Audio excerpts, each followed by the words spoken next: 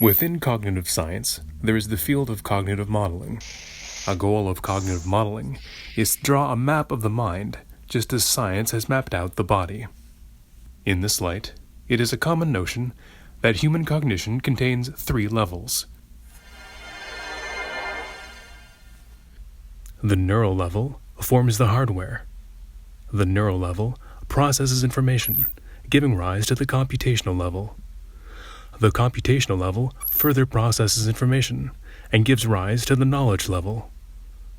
The architecture of the mind is what cognitive modeling attempts to discover. The computational architecture we will be discussing here is Act R. We will begin at the base of the cognitive architecture, the production system. Here, we depict a single production visually as a single if-then statement. If a condition matches, then it fires an action. If it matches, then it fires and changes the state in buffers. A buffer can be thought of as a container holding information. A buffer temporarily holds and transfers information between modules. Here, the content of all the buffers will be visualized as a single transparent 3D box. The buffer container moves information between modules. This movement of information is done by production rules. Their actions can be thought of as tiny conveyor belts. Production rules are stored in procedural memory.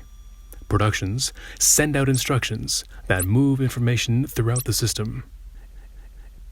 These productions that change the state in buffers are the simplest form of cognitive process. Now let's imagine an example. Purely for illustrative purposes, in this classic example, we will make a ham and cheese sandwich, and we will see a pattern repeating itself.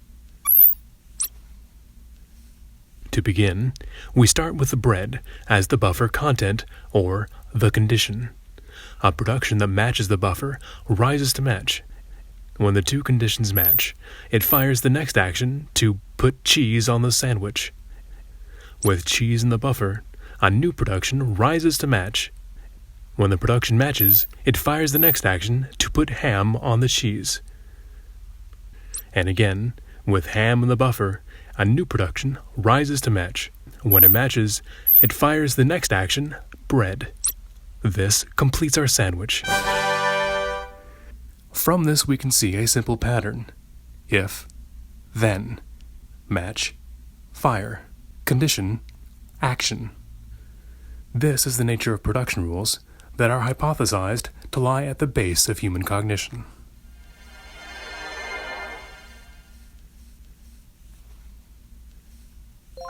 Now, let's see how this can be written as code within Act R. To start, a buffer contains the condition bread. A production rises to match bread, and so fires the next action, cheese. The next production rises to match cheese, and fires the next action, ham. The buffer now contains the condition ham. The next production matches to ham and fires the next action, bread. This completes our sandwich. This is a simple example, purely for illustrative purposes, of how production rules can be written in the Act R cognitive architecture.